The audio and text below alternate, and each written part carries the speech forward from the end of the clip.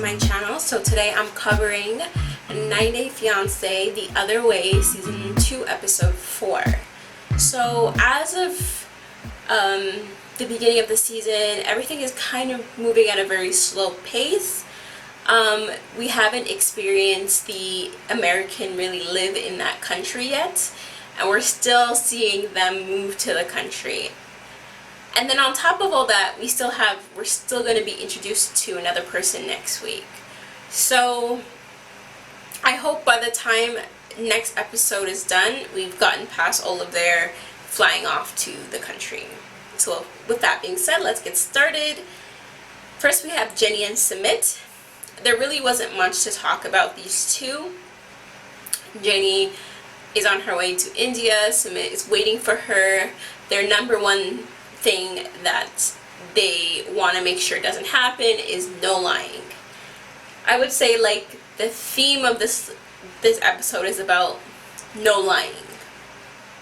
So I feel like, I don't know if Sumit's a genuine person, but this episode he definitely did seem very genuine. Like, I am not going to lie to her.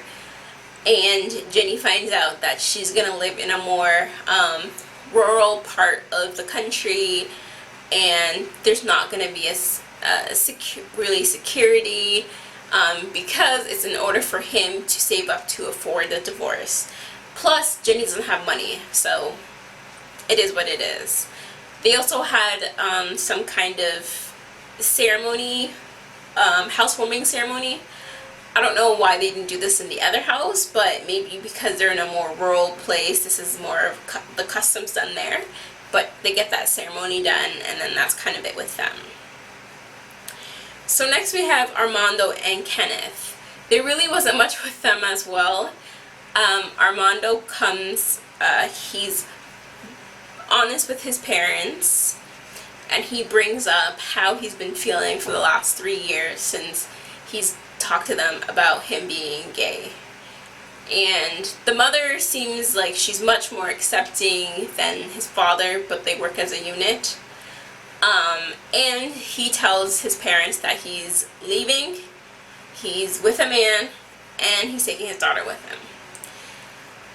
I don't know about you, but for me, that would be unacceptable in my family's eyes, talking about, oh, I'm going to give you a week and then I'm gone, type of thing. But I hope I hope all of his problems work out in the end, because I do like to see Armando and Kenneth together. I really like Kenneth. I don't know Kenneth yet, but so far so good with me. So next we have Ariela and Bingham.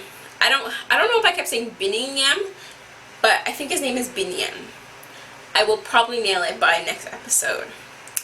So there's, once again, really not much to talk about. Ariela is getting ready to go to Ethiopia. She's packed her life in 7 suitcases, as the episode's called. I'm so glad her mom is gonna go with her, and her mom's a nurse, because when I saw all that stuff I was like, wait, how do they know what to buy? But then I forgot that her mom's a nurse. I don't know why she would want her mom to buy the epidural kit, and if that's something they have there, if it's something that they don't have in Ethiopia, I don't think anybody would be qualified to do it. And I don't know if I feel comfortable with someone putting needles in my spine. So I'm glad she didn't get the medication. She's starting to feel very emotional because she's seeing everything she's leaving behind. She's leaving behind her parents, her siblings, and her nieces and nephew. And it's really getting to her because she's leaving that all behind for this one man. So this one man is supposed to make up for all that she's left behind, and she's wondering if he's up to the task. It's like, is it worth it? Type of thing. So next we have Brittany and Yazan. So Brittany, you don't really see much of Brittany. Brittany's getting ready to go to Jordan. You start learning a little bit of about Yazan, and you get to know his father and how traditional of a person he is. And what he expects out of this relationship, if he's going to try to accept it, and if he's going to try to make it work. And so I didn't know this, but Yazan's dad has so much rules which Yazan thinks Brittany is going to follow. Rule number 1, she must be converted to Islam. Which I think Yazan had said Brittany was okay with it, but I don't know. Is that old talk? Is that what she really means? Or is she gonna find out more about the culture because, you know, they don't read, do research, or browse the web before they come into another country? Does she really know what it entails? Rule number 2, she must show proof of the divorce. She must bring divorce papers. And I'm like, Brittany, you told them the last time you were there that you were married and that you're getting a divorce. What took you so long? And then why would you plan to come there if you didn't get the divorce? I'd rather say like, oh babe, you know what, I want to save up more money till the end and then secretly get my divorce, even if it was last minute. I don't know why she's lying to him, essentially. And then she's gonna show up there and be like, oh, sorry, I don't have evidence, I don't have proof, I didn't get a divorce. And it's not like, oh, you know, I'm running into legal issues or anything like that. It's, oh, I did it like last minute, my bad. One of the things that I don't like is when, and it happens on the show a lot, is when Americans think that they can go to any country and still uphold the customs and the culture there to this new country. And I feel like Brittany, she was saying like, oh, he knows how I am, I'm an American girl, I can think for myself. And it's like, Brittany, that might be true, but you're no longer in your country. So so it's like going to another country. It's like me smoking, going to another country where there's no smoking allowed, and then thinking I have the right to pull out a cigarette because in my country, which I'm not there right now, I'm able to do this. Like, those Muslim countries, don't play with them. And I don't know, this is not like her going to Canada where the rule, like, we have a lot of similar rules. This is going to a complete different country where you did no research on, and you thinking that you're just gonna, oh, I'm just gonna be me, I'm just gonna do me, and everything's gonna go my way. So, very irresponsible of her. Anywho, so then you see Yazan. You know, I always find these foreigners, they know how to cuss, they know how to use it in perfect context, and different versions of swear words. And you see him yelling like, oh my god, I'm so dumb, why did she do this, blah blah blah blah, like, I was told this, I fell for it, blah blah blah blah. And then I'm like, what could she have said when they met? Like, they literally kissed and, well, sorry, no, they did not kiss, they hugged.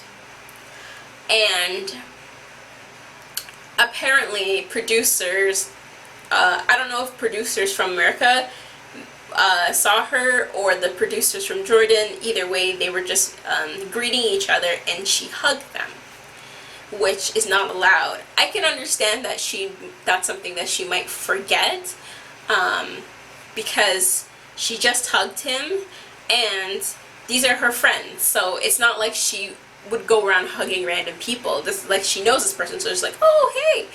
And it wasn't, I could see it being something she might have forgotten. But then you find out that she was carrying on alcohol. She had carried on alcohol. And he told her not to, I guess, bring alcohol. And she agreed to it, apparently, but then just did the opposite. And I don't know, I can't stand people like that. I'd rather you tell me, no, it's not happening this way, than for you to say, yeah, it's happening this way, and then you're just like, trick ya, She was unfazed with the whole situation, like, oh my god, why is he yelling? Oh my god, like, I can do whatever I want. And I'm just like, girl, you cannot. And I don't know how they jump back from this, but this is a weird place to start your, like, journey together into old age. So I was just like, okay, how is this gonna work? So then last but not least, we have Devon and Jihoon. So Devon is packing her and her children's stuff in order to get ready to go to South Korea. I'm very, very happy once again another mother has come along for the trip, because I was like, Devon, how is she going to handle Priscilla, which is, she's all over the place, and Taeyang. And also with the luggage and all this stuff, there's a lot of things she would have to do by herself. So I'm glad her mom is there. Plus, her mom gets to see what life her daughter will be living. From the previews I saw, Devon's mom needs to calm down a bit, because she's also, I don't want to say this is American culture, but she's coming off very rude. And like in every culture, you have manners, and I felt like she was displaying none of them.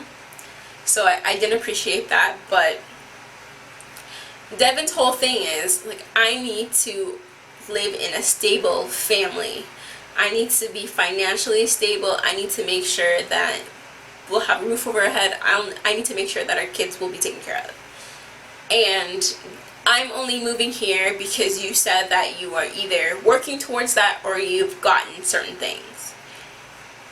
And Jihoon's like, yeah, I could tell when he lies, because, I don't know, like, he says things like a different way or like a different tone, but I could tell when he lies. Especially when he was lying about that tile thing. I was like, what?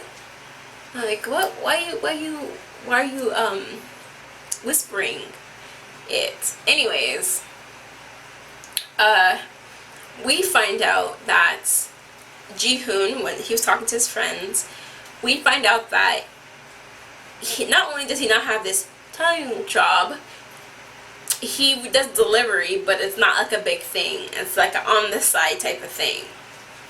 So unless he works 24 hours, he will have nowhere near enough to take care of his family. And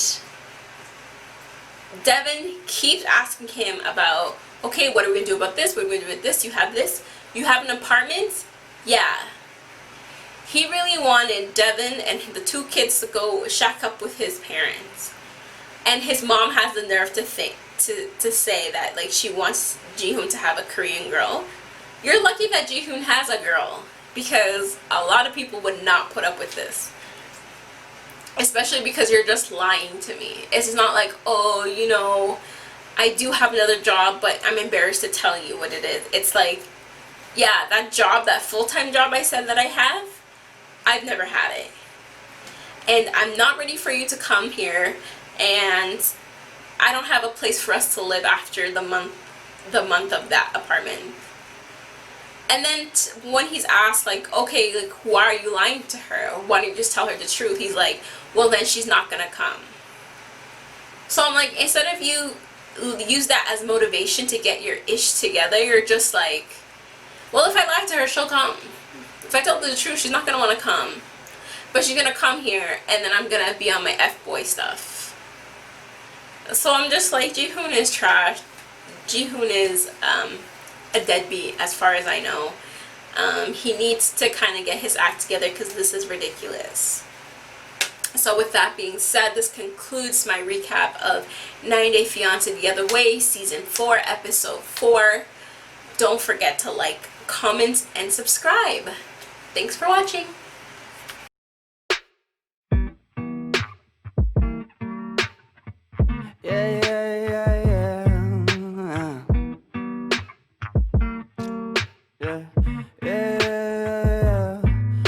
just a dumb cunt, fucking sick and tired of it. Maybe I could front love, maybe I could buy a zip, maybe I get fucked up. Next time I could save some. Why it's gotta be like this? Why it's gotta be that way? Put it inside. Feel so rise up, banging on that loud.